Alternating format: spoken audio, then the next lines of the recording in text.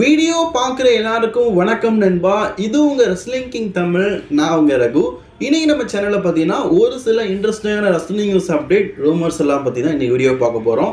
அதுக்கு முன்னாடி சேனலுக்கு முதல் வந்துருக்கீங்களா, மறக்காமல் சப்ஸ்கிரைப் பண்ணி பெல் ஐக்கானை கிளிக் பண்ணி வச்சுக்கோங்க. தினமும் போகிற ரெஸ்லிங் செய்திகளை தமிழ் மொழியில் தெரிஞ்சுக்கோங்க.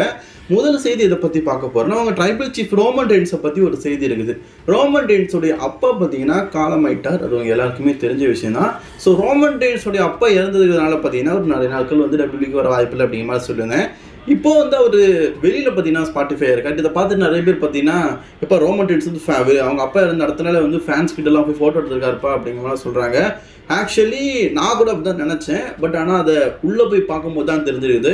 ரோமன் ரெயின்ஸ் வந்து ஒரு ஃபேன்ஸ் மீட்டிங்கை போட்டு அவங்க கூட ஃபோட்டோ எடுக்கிறதோ அல்லது டபிள்யூபிள்யூ நடத்துகிற ஷோக்காக அவர் பண்ணல. அவர் பண்ணியிருக்குது என்ன பார்த்தீங்கன்னா, நான் வந்து இந்த நாளையில் பார்த்தீங்கன்னா சில்ட்ரன்ஸ் சென்டர், இந்த சில்ட்ரன்ஸ் எல்லாம் அவாய்ட் பண்ணி வச்சுருப்பாங்களா, அது பேர் ஆங்கிலத்தில் என்னதில்லை, எனக்கு வாயிலே ஒழுங்காக வராது. இந்த குழந்தைகள் காப்பகம் சொல்லுவாங்களா தமிழில். ஸோ அந்த இடத்துல பார்த்தீங்கன்னா நான் வந்து அப்பா அம்மா எல்லா குழந்தைங்களும் நான் பார்க்க வரேன் அப்படிங்கிற மாதிரி சொல்லியிருக்காரு சில்ட்ரன் சென்டரில். ஸோ அந்த சென்டரில் போயிட்டு குழந்தைங்க கூட பார்த்தீங்கன்னா இந்த ஃபோட்டோலாம் எடுத்து டைம் ஸ்பெண்ட் பண்ணியிருக்கிறாரு. ஸோ அங்கே உள்ள ரசிகர்கள்கிட்ட ஃபோட்டோ எடுக்கும்போது தான் அந்த ஃபோட்டோவை அவங்க பார்த்தீங்கன்னா வெளியில் வந்து சோஷியல் மீடியாவில் போட்டுக்கிறாங்க. இதை பார்த்து நிறைய பேர் பார்த்தீங்கன்னா ரோமன் ரெயின்ஸ் வந்து ரசிகர்கள் கூட தான் ஃபோட்டோ எடுத்திருக்காருன்னு நினைக்கிறீங்க. ரசிகர்கள் கூட ரோமன் ரெயின்ஸ் ஃபோட்டோ எடுக்கலை. சில்ட்ரன் சென்டரில் இருந்த அந்த குழந்தைகள் கூட தான் ஸ்பெண்ட் பண்ணணும் அப்படின்னு சொல்லிட்டு இதுக்கு முன்னாடி அவங்க அப்பா இறக்கிறதுக்கு முன்னாடியே பார்த்தீங்கன்னா ஒரு கால் ஷீட் கொடுத்துட்டாரு. அவர் நினச்சா வராமல் இருக்கலாம். பட் ஆனால் குழந்தைங்க ஏமாந்துரும்ல, அதனால பார்த்தீங்கன்னா ரோமன் ரெயின்ஸ் வந்து வாரேன்னு சொல்லியிருக்காரு. ஹட்ஸ் ஆஃப், நான் சல்யூட் அடிக்கிறேன் ரோமன் ரெயின்ஸ். அடுத்த செய்தி எதை பற்றி பார்க்க போகிறோம்னா ஆர்கே ப்ரோ டீமை பற்றி தான் பார்க்க போகிறோம். இது வந்து நியூஸபுளாக நியூஸ் கிடச்ச நியூஸ். அதாவது இவங்க சொன்னாங்க அப்படின்னு சொல்லிட்டு இன்னொருத்தர் சொல்லி ரூமராக வரல, அப்டேட்டாக வந்த நியூஸ். அதாவது என்னென்னு கேட்டிங்கன்னா, நம்ம ராண்டி ஆர்டன் இருக்கிறார்ல, அவர் வந்து மேட்ரிட்டில் பற்றி பேசிட்டு இருக்காராம். மேட்ரிட்டில் வந்து கூடிய சீக்கிரம் பார்த்தீங்கன்னா, அதாவது இப்போ ராண்டி ஆர்டன் வந்துட்டார், ஆர்கே ஒரு ட்ரீம் இல்லை, நீ எப்போ வருவேன் மீண்டும் டபிள்யூபிள்யூக்கு கேட்கும்போது நம்ம கண்டிப்பாக நான் டபிள்யூபிள்யூக்கு வரும்போது நம்ம டீம் அப் பண்ணலாம் அப்படிங்கிற மாதிரி நம்ம ரெட்டில் பார்த்தீங்கன்னா ஓட்டன் கிட்ட பார்த்தீங்கன்னா சொல்லியிருக்கிறதா ஒரு சில செய்திகள் கிடச்சிருக்குது. ஆர்கேஓ டீமை எத்தனை பேர்ப்பா மிஸ் பண்ணுறீங்க? நான் கண்டிப்பாக அந்த ஆர்கேஓ டீம் இருக்குல்ல, அதாவது ஆர்கேஓ அந்த டீம் இருக்குல்ல, அதை காட்டிலும் எனக்கு வந்து ரொம்ப பிடிச்சது அப்படின்னு கேட்டிங்கன்னா ஆர்கேஓ அண்ட் ரெடில் ரெண்டு பேரும் பண்ணுற அந்த காமெடி சென்ஸ்லாம் பார்த்தீங்கன்னா உண்மையிலேயே அட்ஸ் வேறு லெவலில் சிரிப்பு மட்டும் செம்மையாக இருக்கும். ஸோ அந்த டீம் மீண்டும் வரணும்னு சொல்லிட்டு நான் எதிர்பார்க்குறேன். கூடிய சீக்கிரம் டபிள்யூபிள்யூ கொண்டு வந்தானுங்கன்னா ஓகே தான். ஸோ அதே மாதிரி பிளட் லைன் எக்னாலஜ்மெண்ட் செரமனி இது பார்த்திங்கன்னா நாளைக்கு வந்து நடக்க போகுது. ஸோ இந்த பிளட் லைன் எக்னாலஜ்மெண்ட் செரமனியில் தான் ரசிகர்கள் பார்த்திங்கன்னா பலவிதமான குண்டை தூக்கி போடுறானுங்க. எப்போ ஒரு எலக்ட்ரிசிட்டியாக இருக்குது, நேற்று கூட நான் சொன்னோம்னா ராக் வரதுக்கு வாய்ப்பு இருக்குதுன்னு சொல்கிறானுங்க, என்னத்தெல்லாமோ சொல்கிறானுங்கன்னு. இப்போது ஒரு பெரிய குண்டாக இருக்குது. இந்த சமீபத்தில் பார்த்தீங்கன்னா நம்ம ஜாக்கா ஃபாட் வந்தார்ல, அவரே மாதிரி இன்னொரு ஃபாட் இருக்கிறாரு. அவர் தான் பார்த்தீங்கன்னா சீலா ஃபாட்சு. இவர் தான் பார்த்தீங்கன்னா நம்ம ஒமாகாவுடைய பையன். அவன் என்ன பண்ணியிருக்கான் பார்த்தீங்கன்னா சோஷியல் மீடியாவில் இன்னும் 24 மணி நேரம் தான் லோடிங் டெபிட் ஆகுதுக்கு அப்படிங்கிற மாதிரி சொல்லியிருக்காரு. அதனால் அது இவன் வேறு 24 hours லோடிங் அப்படிங்கிற மாதிரி சொல்லியிருக்கானே. அப்படிங்கிறத பார்க்கும்போது 24 hours என்ன நடக்க போகுது? ஸ்மாக்டவுன் நடக்க போகுது. அப்போ ஸ்மாக்டவுனுக்கு வந்து சீலா ஃபேட்ச் வந்து வரப்போகிறாரு, டெபிட் ஆக்க போகிறாரு அப்படிங்கிற மாதிரியான செய்திகளும் பார்த்தீங்கன்னா இப்போ சோஷியல் மீடியாவில் வந்துருக்குது. இதெல்லாம் ரூமர் தான், அஃபிஷியல் கிடையாது. அவர் சொன்னதை வச்சு சொல்கிறாங்க வரதுக்கு வாய்ப்பு இருக்குதுன்னு. ஆனால் என்ன தான் பண்ண போகிறாங்கன்னு தெரியல. இந்த நாளைக்கு நடக்க போகிற பிளட் லைனுடைய எக்னாலஜி செரமனி அப்படிங்கிறது ஒரு முக்கியமான விஷயமா இருக்குன்னு நினைக்கிறேன்.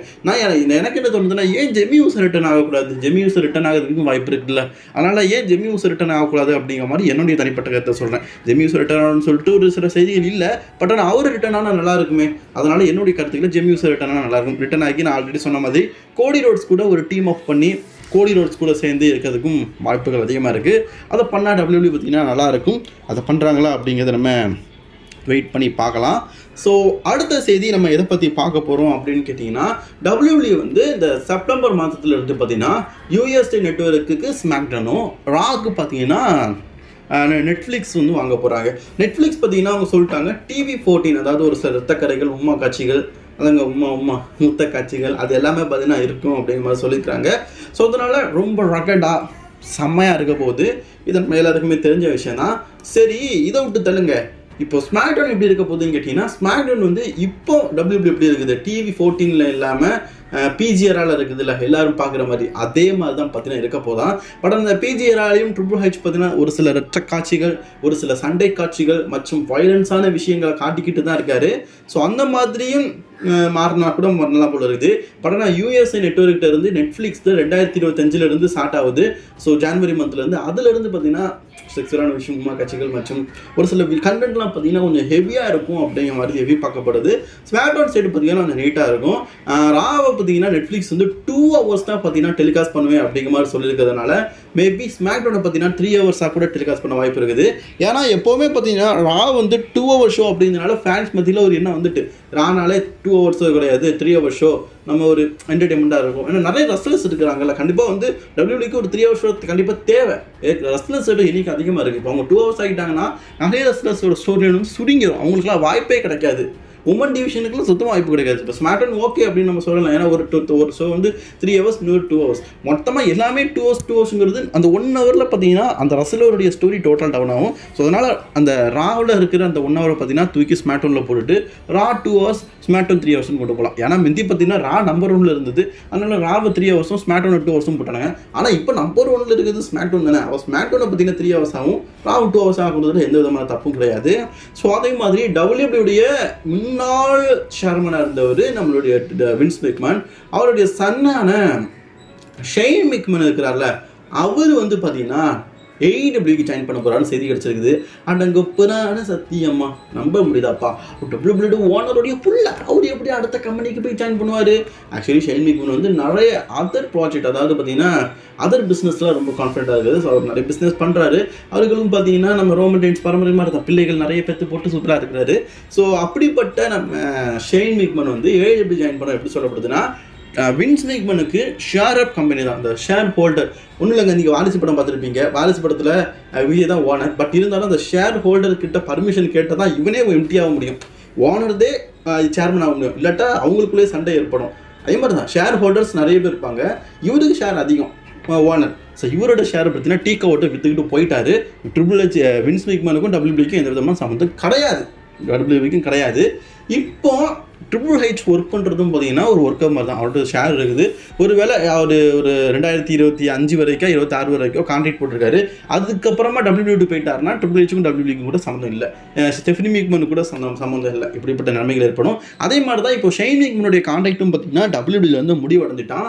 ஸோ அதனால் வந்து இப்போ அவர் வந்து அவங்க அப்பா வந்து மொத்த ஷேரை வித்துட்டார். அதனால் பையனுக்கு சொத்தெல்லாம் ஒன்றும் கிடையாது, டபிள்யூடபிள்யூ சொத்தெல்லாம் கிடையாது. அவரும் ஒரு லேபர் தான். அவருடைய கான்ட்ராக்டும் பார்த்தீங்கன்னா கூடிய சீக்கிரம் முடிய போகுது. அதனால் அவர் வந்து AEWக்கு ஜாயின் பண்ணுவார். டோனி கான் பார்த்தீங்கன்னா வரவேற்கிறதுக்கு ரெடியாக இருக்கிறாரு. நீங்கள் போனாலும் வாங்க அப்படின்னு சொல்லிட்டு வரவேற்கிறதுக்கு கூட ஷெய்ன் மெக்மேன் ரெடியாக இருக்காரு. ஏன்னா ஷெய்ன் மெக்மேனுக்கு நல்ல டேலண்ட் உண்டு, ஸோ நல்ல கிரியேட்டிவ் மைண்ட் உண்டு. ஸோ அதனால் அதை யூஸ் பண்ணிக்கலாம் அப்படின்னு சொல்லிட்டு டோனி கான் யூஸ் பண்ணுறாரு போல இருக்குது. போகிற போக பார்த்தா Vince McMahon is all elite அப்படின்னு சொல்லிட்டு போர்டு வச்சுருவானுங்க போல இருக்குது. ஸோ அதே மாதிரி இன்னொரு முக்கியமான செய்தி சரியாகணும். டிச்சாக்கோ அப்படிங்கிற ரெஸ்லரை பற்றி தெரியும் நினைக்கிறேன். இவர் வந்து டபிள்யூபிள்யூல ரா பிராண்டில் டிராஃப்ட் செய்யப்பட்ட ஒரு ரெஸ்லர். ஸோ டிச்சாகோவா. ஸோ அவர் பார்த்தீங்கன்னா இப்போதைக்கு அஃபிஷியலி பார்த்தீங்கன்னா கான்ட்ராக்ட் வந்து இன்னையோட பார்த்தீங்கன்னா முடியுது. ஸோ அவரோட சோஷியல் மீடியா என்ன சொல்லியிருக்காங்கன்னா, டபிள்யூபிள்யூ எங்களோட கான்ட்ராக்டை வந்து ரீஇன் பண்ண சொல்லியிருக்காங்க. நான் ரிவீட் பண்ணலை. கரெக்ட் தான். இந்த ஆளுக்கு டபிள்யூபிள்யூ பார்த்தீங்கன்னா புஷ்ஷே கொடுக்கல, NXT புஷ் கொடுக்கல. இதுக்கு முன்னாடி இந்த ஆள் பார்த்தீங்கன்னா மெயின் ராஸ்டரில் ரெட்டர்புஷன் அப்படிங்கிற டீமில் வந்தார். அப்போவும் ஒன்றும் பண்ணல. எதுக்கு என்ன வச்சுக்கிட்டு சும்மா வச்சுக்கிட்டு பேசாமல் அதர் ரெஸ்லிங் கம்பெனிக்கு போயிடலான்னு சொல்லிட்டு கேட்டார் போல இருக்குது. ஸோ அதனால் இவரோட கான்ட்ராக்ட் முடிஞ்சதுக்கப்புறமும் ரீசைனிங் பண்ணலை. இவர் அஃபிஷியலி பார்த்தீங்கன்னா டபிள்யூபிள்யூலேருந்து ஃப்ரீ ஏஜென்ட் ஆகிட்டார். ஸோ டிஜாகோ எத்தனை பேருக்கு தெரியும் அப்படிங்கிறத மறக்காமல் கமெண்ட் பாக்ஸில் பண்ணிக்கோங்க. இன்றைக்கான ரெஸ்லிங் செய்திகள் அவ்வளோதான். நேற்றுக்கு நிறைய பேர் என்கிட்ட கேட்டீங்க, ப்ரோ இவர் வந்து இங்கே உங்களை பற்றி சொல்லியிருக்காரு அப்படின்னு கேட்டுருக்கீங்க. சரி சொன்னால் சொல்லட்டு ஒன்றும் இல்லை. பட் இருந்தாலும் எனக்கு ஆதரவாக இருந்த சில பேர் கூட பார்த்தீங்கன்னா கமெண்ட் பாக்ஸில் அந்த மாதிரி கமெண்ட் பண்ணும்போது வருத்தமாக தான் இருந்துச்சு. ஓகே, நான் ஒரு 2018 வீடியோ போடுறேன். 2018, 2019, 2020 பார்த்தீங்கன்னா என்னோடய சேனல் வந்து 100K சப்ஸ்கிரைபர்ஸ் வந்தது. ஸோ 2021, 2022 180K 1,80,000 சப்ஸ்கிரைபர்ஸ் வந்துருந்து இப்போ தானே பேட் ஆச்சு. ஸோ அதுக்கப்புறமா இன்னொரு சேனல் ஆரம்பித்தேன். அது இருக்குது. இப்போ 50,000 சப்ஸ்கிரைபர்ஸ் கிட்ட வரப்போகுது அந்த சேனல். அது இருக்குது. நான் அதில் வீடியோ போடலை. இந்த சேனல் பார்த்தீங்கன்னா இப்போ லோடிங் ஆகிட்டு இருக்குது. 20,000 1,80,000 நான் இப்போ 20 அதில் வந்திருக்கிறேன்.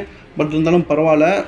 நான் ரெஸ்லிங் சொல்கிறதுல பார்த்தீங்கன்னா ஃபேக்கும் இருக்கலாம், ரூமர்ஸும் இருக்கலாம். என்ன எப்போவுமே சொல்கிறது தான், ரூமர்ஸ் அப்டேட் எல்லாமே சொல்கிறது தான் ரெஸ்லிங் சேனல். நான் அப்டேட் மட்டும் சொல்கிறதில்ல, ரூமரும் சொல்கிறது தான். ரூமரில் ஒரு சில விஷயங்கள் ஆடும் ஆகலாம்.